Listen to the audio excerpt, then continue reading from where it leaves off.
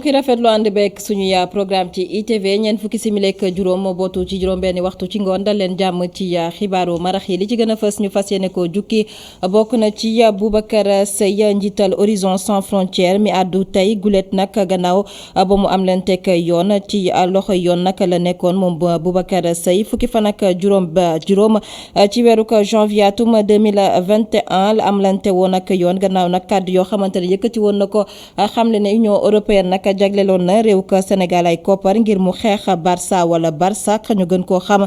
ci mbëkk mi kàddu yu wérul moom Boubacar Seye janook nag taskatu xibaar yi tey jii ci suba la woon daan ci dellusiwaat ci ni mu gën a yaatoo ci biir xibaar yi ak Mame Abdou Gueye Kassé leneen ci xibaar altine fukki fan ak juróom ci weeru mars atum 2021 ci la ñu nar a tàmbali bindu gi ñeel carte nationale de presse mu di taskatu xibaar yi mën a matal jaarale ko ci jumtukaayu xarala yu yees yi waaye itam mën nañoo bindu ca màkkaanu ministère bi ñu denk wàllub aada ak cosaan fii ci réew ko Sénégal li ni mel itam daan ci ànd ak njiital CORED Mamadou Thior ngir leeral ci biir xibaar yi ci jamono jooju jàpp leen ne itam ci xeex bi nga xamante ne sumb nañ ko ci àdduna wërngal këpp ngir jële fi doomu jàngoro bi di coronavirus jëflante dox na diggante réew ko Sénégal ak réew ko Inde jagleel réew ko Sénégal lu yemook la ñaar fukk ak juróomi junni dose vaccin AstraZeneca Abdoulaye Diouf Sarr jëwriñ bi nga xamante ne moom la ñu denk wàllub wérgu yaram ak action sociale moo ko doon dalloo tey jii ci suba mbokk yi dal leen jàmm ci xibaaru marax yi.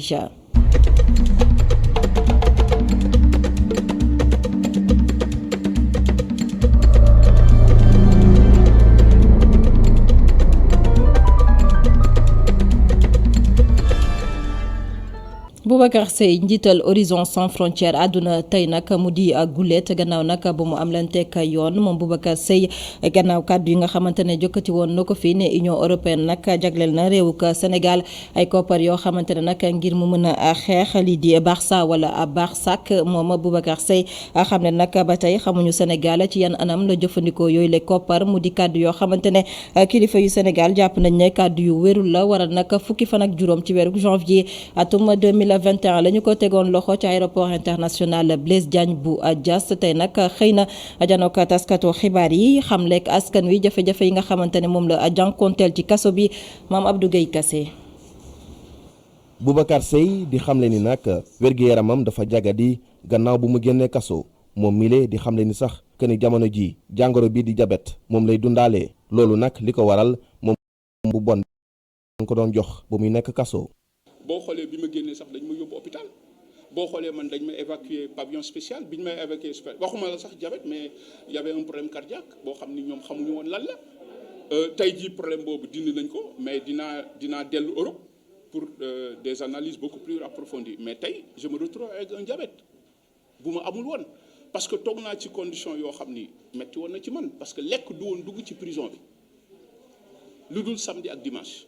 mënuma woon lekk yu fa nekk ñi ma xam-xam nañu su may jógee Europe damay indaale sax su may lekk la ma fa mënoon lekk lépp lu ma lekkoon dama koy wàccu les avocats avaient alerté. njiitu Horizon Sans Frontières di xamle ni nag tey la gën a dëggu ci ay kàddoom yi nga xam ni moom la yëkkati woon ba tax ñu jàppoon ko. nañ ma wax lu ma def la preuve en est que tey gis nga situation dëkk bi jox na ma raison lu ma wax nañu yërëm xale yi lu ma wax xaalis bi ñu fiy dugal nañ ko saytu loolu jàppale président de la République la nañ ko saytu ba xam ni ñu koy jox boog fan nañ ko dugal.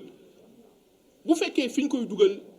fii lañ koy dugal ñu xoolaat parce que amul efficacité on aurait pu avancer en termes d'efficacité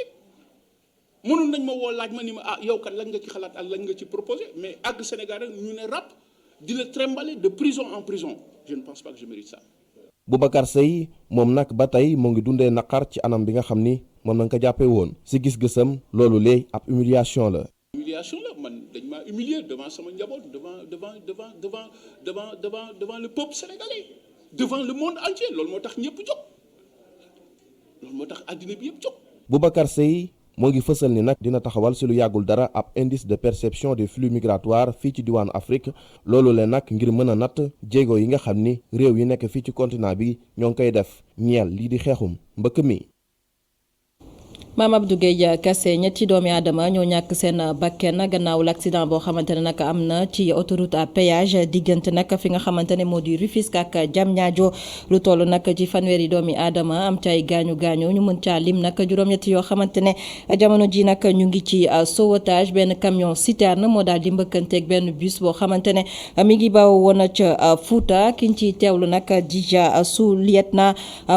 Doudou Mouhamed Soungou-Fara moom nag mooy commandant bu 14e compagnie d'incendie ak secours bu Rufisque dañu koy teewlu ci micro Babacar Seck. donc secours yi nga xam ne ñoo féetee côté Rufisque plus précisément centre de secours bu Diamniadio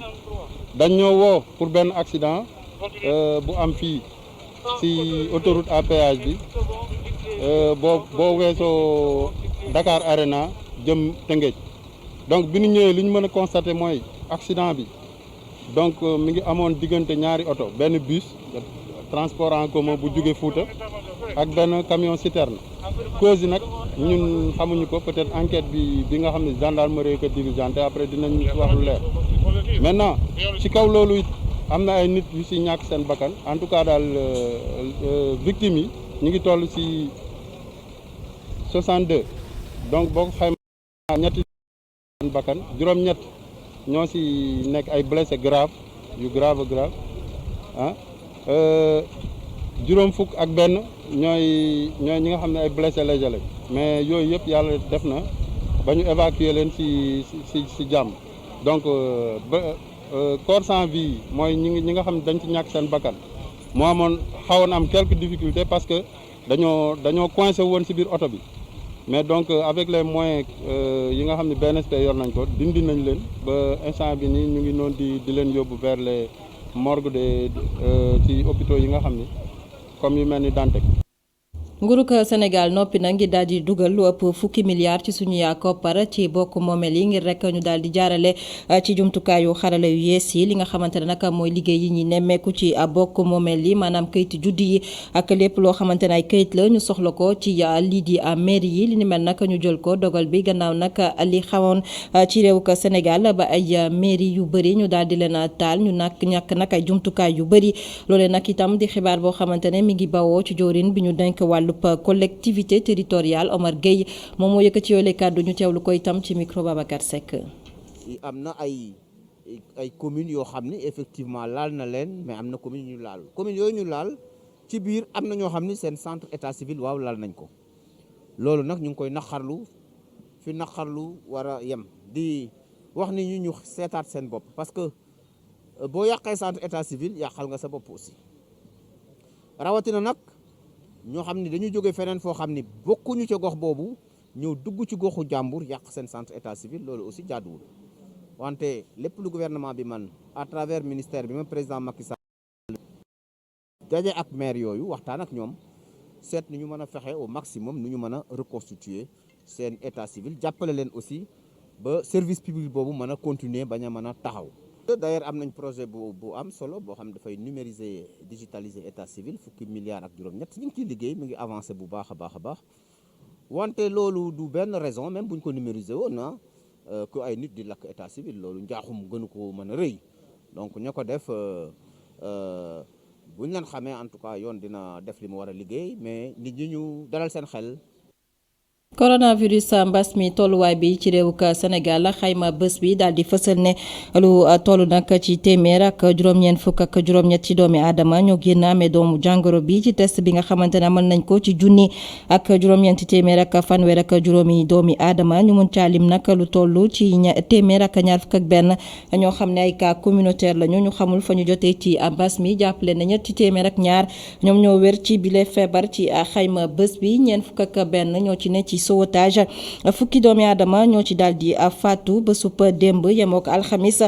fukki fan ak benn ci weeruk mars atum 2021 ñu desandi ci wàllub wér-gu-yaram rawatina coronavirus ak ñàkk bi nga xamante ne moom la ñu jagleel doomu aadama yi ngir ñu daal ci fagaru ñi nga xamante ne ñoo faree ci kër docteur rawatina nag bootu ci syndicat bi di SAMES ñoom nag ñoo daal di yëglu kon altine bi ñu dëgmal fukki fan ak juróom dañu fas yéene nag amalub grève la ko sabab nag moo di dañuy ñuy sàkku ñu jaglool leen ñàkku yi nga xamante ne nag mooy seen wàll jëm ci fagaru bi ci bile doomu jàngoro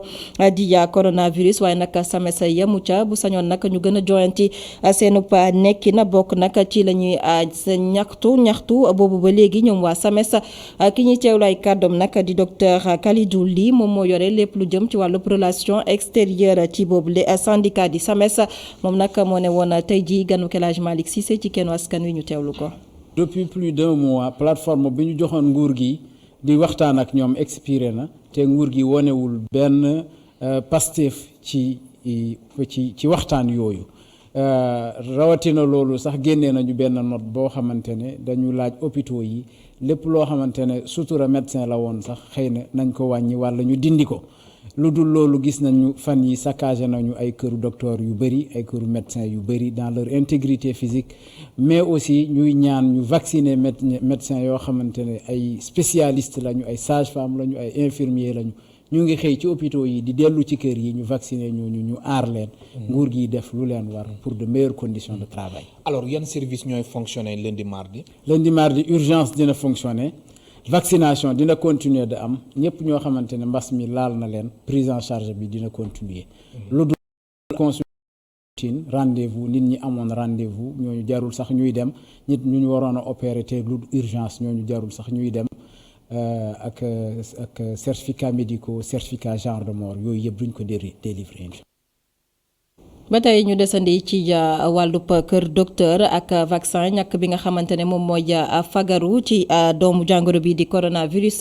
jàppale ne nag réewuk Inde jagleel na réewuk Sénégal lu yemoo ko 27,000 dose vaccin AstraZeneca tey ji nag daal di waaye jooju bi nga xamante ne moom la ñu denk wàllub wérgu yaram ak action sociale fii ci réewuk Sénégal Abdoulaye Diouf Sarr waaye tam teewaayu ki fi teewal réewuk Inde di ambassadeur bi fii ci réewuk Sénégal ñu teewlu si suñu ndaw ba ñu fa yónni woon di Abouté di Sawa. réewum Inde may Sénégal 20,000 si ay dose ci lii di vaccin AstraZeneca si ajjuma ji si pharmacie nationale la ko seen ambassadeur ci Ndakaaru doon jox kii di jëwriñ bi yore wàllu wérgu yaram Abdoulaye Diouf Sarr di kañ ak rafetlu diggante ñaari réew yi tey àdduwaale ci mbirum ñàkk gi. waaw damay njëkk vraiment gërëm réewu Inde jël nañ 25,000 doses jox ñu ko muy loo xamante ne vraiment day wane ne réew yëpp ñoo bokk parce que mënoon nañ ko yemale seen réew mais dañoo ñëw pour indi marque de solidarité loolu quand même lu rafet la ma ko ci gërëm bu baax mais Inde ak Sénégal dañoo yàgg diggale. di wax ne commencé nañu vaccination bi si suñu donc dooley bopp parce que dose yu njëkk ñëw muy 200,000 Sénégal moo ko jënd lancé si vaccination bi après jot nañ 324,000 doses yoo xamante ne COVAX la muy AstraZeneca yi tey jot nañ 25,000 doses loolu nag day wane ne campagne bi mu ngi dugg si benn vitesse de croisière tey d'ailleurs vacciné nañ lu toll si 81,000 donc doses. moom jëwriñ bi àdduna itam si coow li aju si AstraZeneca ba xam wóor na am wóorut. waaw di dalal xelu askan bi baax bu baax di wax ne Sénégal yàgg na lool si vaccination mu maîtriser ko ba fi ñuy wax ak yéen suñu système de surveillance boo xam ne bés bu nekk day liggéey pour xool effectivement ñu jël vaccin bi yan jeexital la am si ñoom. waneegul dara loo xamante ne danañu tax ñun ñu am inquiétude di wax tam ne AstraZeneca organisation mondiale de la santé daf ko homologué mooy deuxième vaccin bu mu homologué. ginnaaw loolu kii di ambassadeuru Inde di rafetlu diggante réewam ak Sénégal rawatina ci jamono bi nu toll. Solemn function led by the Minister of Health of Senegal. lii lee beneen preuve la boo nga xamante ne day fësal jàppalante bi nga xamante ne am na diggante Inde ak Sénégal mi nga xamante ne ñoom dañoo tàmm di jàppalante seetlu nañ ko ci wàllum politique wala boog ci wàllum jënd ak njaay tey jii nag li tax ñu teew fii nii ci cérémonie bi du leneen lu dul beneen xeetu collaboration te ne Sénégal ak Inde muy wàllum wér-gu-yaram lii lee nag tàmbali la dong ci lëkkaloo bi nga xamante ne am na diggante Inde ak Sénégal jëm ci xeex mbasum coronavirus mi nga xamante ne yëngal na àdduna ñuy jéem a xool ren nan la ñuy jàppalee Sénégal ba mu yegg ci li mu bëgg jëm ci xeex mbasum coronavirus. vaccin yi réewum Inde may Sénégal dafa gën a dooleel réew mi ci mën a yaatal ñàkk gi.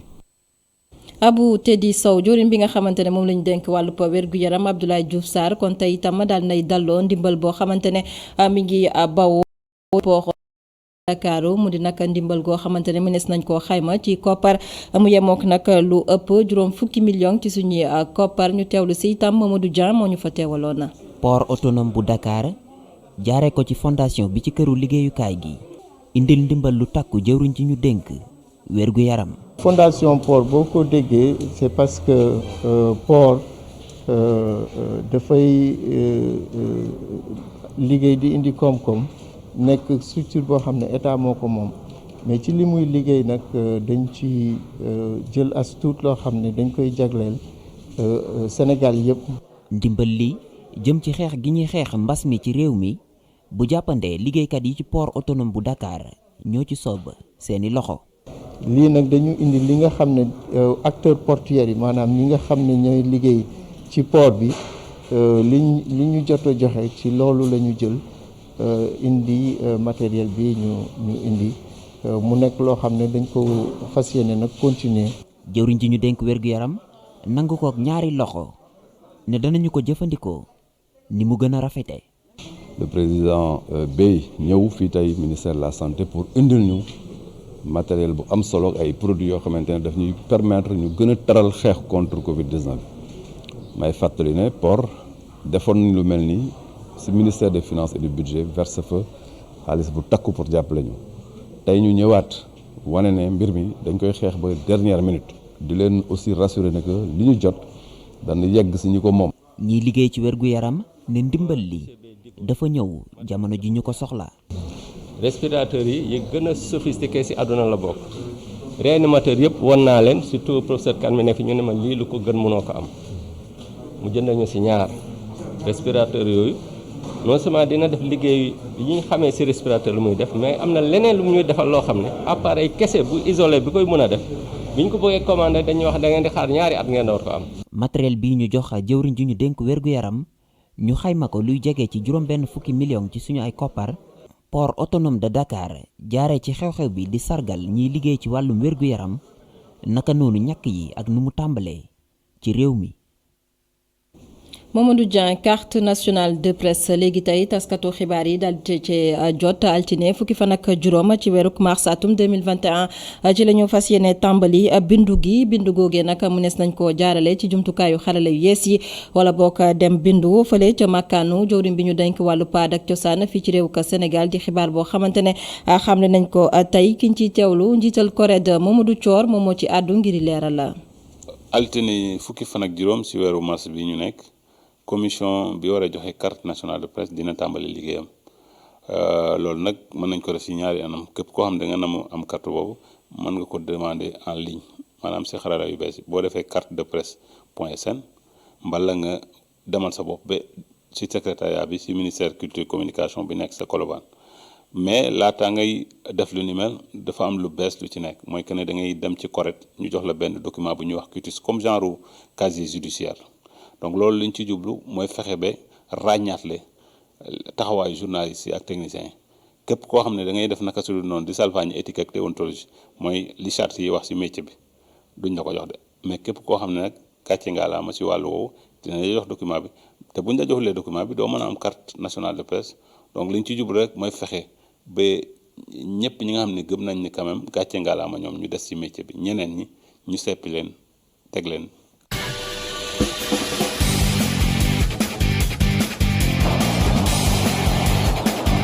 waxtu bi ñu dalalee El Hadj Malick Thiandoum jot na xibaaru tàggat yaram yi El Hadj Malick maa ngi lay nuyu. maa ngi lay ziar di la fay. kon xibaaru tàggat yaram yi dañu koy dooree ak stade yu réew ka Sénégal yu ñu fas yéene ubbiwaat gannaaw ba ñu ko tëjee woon ndax mbas mi waaye nag jamono ji li nga xamante ne nag moom la ñu teg moo di ñu sàmmoon teg lépp lu jëm ci diglay kër docteur. lu mat at a ngi nii seetaan nañu benn manifestation sportive loolu nag jeex na ginnaaw bi président de la république décidé ni lii di état d'urgence sanitaire bi dañ koy daal di yëkkati tey jii nag ministre Matar Ba mi ngi doon jàkkaarloo ak taskatu xibaar yi ci loolu nag ci la xamle xibaar bu neex boobu ni stade yi dinañ ko ubbi public bi dinañu mën a dem seetaani lépp lu nga xam ni jëm na ci wàllu tàggat yaram waaye nag faaw ñi nga xam ni ñoom ñooy organiser daal di tax ñu protocole sanitaire bi maanaam takkum masque bi daal di jël température yi ñuy dandante yi tamit loolu yëpp bu dajee rek bu ko defee stade yi dina mën a xumb jongante yi mën di daal di jolli ñu déglu ministre des sports Matar Ba. kilifa réew mi jël décision ñu alléger li nga xamante ne moom mooy couvre-feu bi waaye ñu jëm ci le 20 le 19 à minuit muy jeexal li ñu tuddee état d'urgence wala état de catastrophe bi nga xamante ne moom moo fi am loolu bu jeexee yeneen i taxawaay dafa war a am taxawaay bi war a am mooy dinañu fexe ba nga xamante ne nit ñi dinañu mën a dellu nag seetaan yi li nga xamante mooy jongante yi wàllu tàggat yaram loolu bu ñu ko waxee làmb ji dina ci gis boppam mais yeneen discipline yi dinañ ci gis seen bopp waaye li ñuy ñaan kilifa yi ñi nga xamante ne ay kilifa lañ te ñu jiite tàggat yaram ci réew mi comité olympique ak fédération yi dinañu gën a waxtaan ba ñu xool fépp fu ay nit ñu bari di daje nu ñu baree bari it war nañoo li nga xamante observer mesure barrière yi mooy il faut ñuy dandante ci mètre lu mu tuuti tuuti il faut ñuy takk masque il faut ñu am li ñuy raxasee loxo yi di xool température yi loolu bu ñu ko defee defe naa ne làmb dana mën a am leneen dana mën a am ci anam yi nga xamante ne noonu la daan amee te lor du ci am.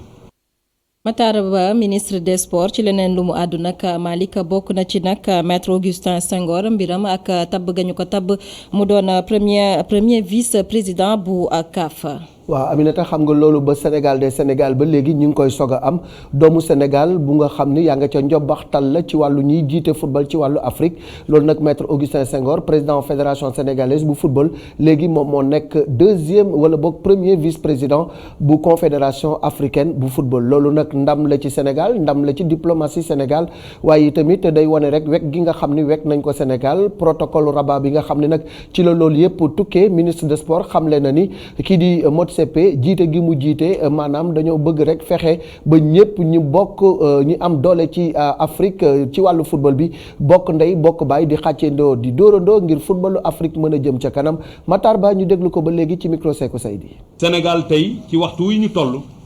taxaw na ci place boo xamante ne ba Sénégal nekkee Sénégal ba tey mosu fa taxaw ci wàllu football tey jii ñuy wax ak yéen président fédération sénégalaise de football muy maître Augustin Senghor.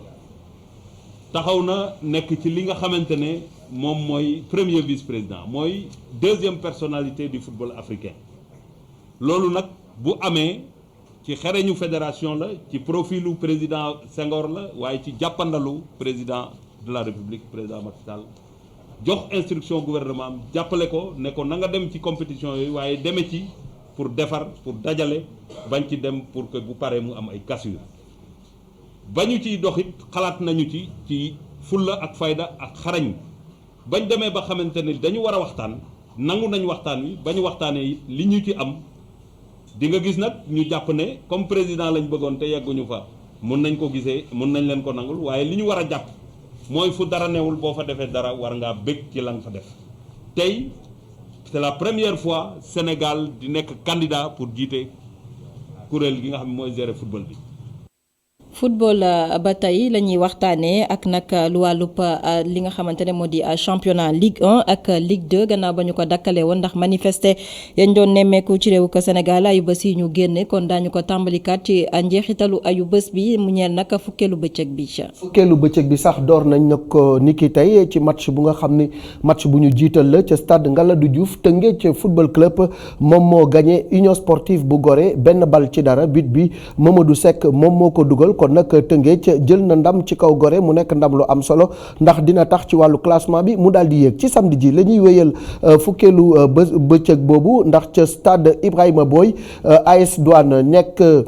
dina 3e ak 16 points dina dalal ñii di stade de Mbour ñoom ñoo nekk ci juróom-ñetteelu place bi am fukki poñ ak ñaar ca stade Fodé Wade Jàmbaar ak Génération Foot loolu mooy jongante bu rëy bi ndaxte ñoom ñaar ñoo jiitle ci classement bi Jàmbaar moo jiitu am am fukki poñ ak juróom-ñett ñaareelu place bi Génération Foot am fukki poñ ak juróom-ñaar muy duel des académiciens ci dimanche bi lañ koy wéyal. NGB ñaari tali nekk 14e di Ndaare am ñetti poñ moom mooy dalal CNEPS nekk juróomeelu place bi am fukki poñ ak juróom ca stade Amadou Barry lay doon. ca Latanière Bruno Metsu bu Saly Mbour Petite Côte 12e am juróom-ñaari poñ moom mooy dalal Casa Sport mi nekk juróom-ñeenteelu place bi am fukki poñ ca stade Albouri Ndiaye bu Louga. Ndiambour bi nekk fukkeelu place bi ak benn am juróom-ñetti poñ moom mooy dalal Dakar Sacré-Cœur mi nga xam ni moo nekk ci fukkeelu place bi am juróom-ñeenti poñ. Jaraaf ak AS Pikine dañ ko dàq ba jëmmi jamono ndax xam ngeen ni Jaraaf ma nga woon fële ca Tunisie. ci wàllu Ligue 2 itamit dinañu amal 10e journée bi samedi lañ koy door ca stade Alassane Djigo Renaissance dina daje ak Demba Diop ca stade Amadou Barry Duc mooy dalal EJ Fatick ca stade Massène Sène bu Fatick jamono bu Fatick mooy dalal Linguère mi nga xam ni moo jiitu ci raw gàddu gi jamono ji dimanche bi la ñu koy wéyal ca stade Alassane Djigo Port Autonome moom mooy dalal Union Sportive bu Wakam ca terrain CNEPS bu Thiès Football Club ak Amitié Football Club ñoom ñooy daje di ñaari équipe bu Thiès ca Fodé Wade Kër Madior moom mooy dalal Africa Promo Foot ci altine ji ba tey ca Fodé Wade Sonacos moom mooy dalal Guédiawaye Football Club. Malick Thiandoum ba tey ci wàllub tàggat yaram ñu waxtaanee lu soxal basketball ak lu jëm nag ci 8e journée yi kon moom itam daañu ko amal ci njeexitalu ay bés yi mu jëm nag ci góor ñeek jigéen ñi. waaw ñoom itamit ay bés bi ñu génn wala week-end bi dañu noppalu woon ndax lu jëm ci wàllu manifeste yi ba tax na nag national 1 féminin diggante Jeanne d'Arc ak UGB ñoom ñooy daje Jaraaf moom mooy dalal UCAD ISEC war ci jàmmarloo ak CMT Saint-Louis Basket Club moom mooy daje ak ASCC Bopp ASFO war a dalal Saltigué bu Rufisque Débalok war ci jàkkaarloo ak Mbour Basket Club. ci wàllu góor ñi tamit ci national 1 masculin bi ba léegi Mermoz moom mooy dalal Louga Basket Club UGB ak Saltigué AS Ville de Dakar moom mooy dalal ASC Thiès Saint-Louis Basket Club moom mooy dalal Bopp ISEC moom mooy dalal ASFA Union Sportive bu Wakam moom mooy jàkkaarloo ak Jeanne d'Arc bu Dakar loolu moo gënoon a fës ci xibaaru tàggat yaram ji soxna Aminata Ndong ñu delloo la kàddu gi. jaajëfal bu baax Malick Thiandoum ci xibaaru tàggat yaram yi.